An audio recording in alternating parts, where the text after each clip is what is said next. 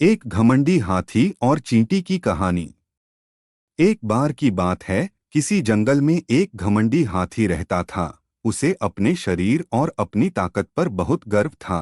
वह रास्ते में जो भी जानवर आता, उसे परेशान करके डराकर भगा देता। एक दिन वह फिर अपने घमंड में ही जाता हुआ रास्ते में बरामद हुआ। पेड़ पर एक तोता बैठा था, जिसे देखकर हाथी ने उससे झुकने को कहा। तोते ने बिना किसी दिक्कत के इनकार कर दिया। इस पर हाथी गुस्से में आ गया और वह पेड़ को ऐसे उखाड़ डाला कि तोता उड़कर चला गया।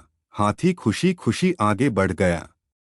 फिर एक दिन हाथी नदी के किनारे पानी पीने गया। वहीं पर चींटियों का छोटा सा घर बना हुआ था।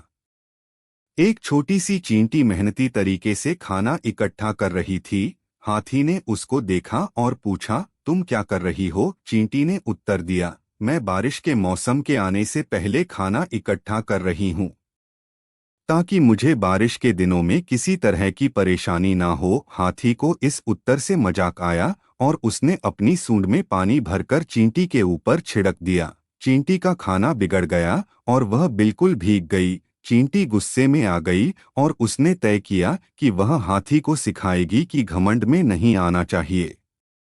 कुछ दिनों बाद चींटी को मौका मिला। हाथी खुद को हरी घास पर लेटकर आराम कर रहा था।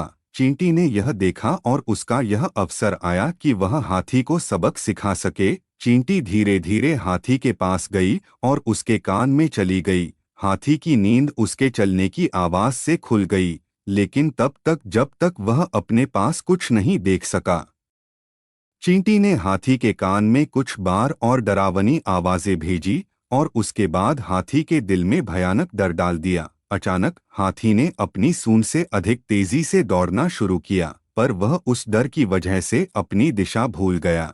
हाथी तेजी से दौड़ते दौड़ते एक गहरे खाई में गिर गया और बहुत दर्द हुआ। वह चिल्लाने लगा और मदद की गुहार करने लगा।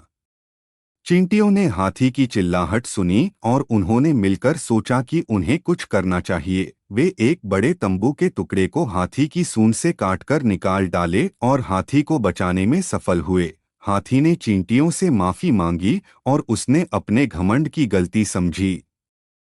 उसने चींटियों से वादा किया कि वह अब कभी भी अपनी ताकत का घमंड नहीं करेगा और हमेशा दूसरों की मदद करेगा।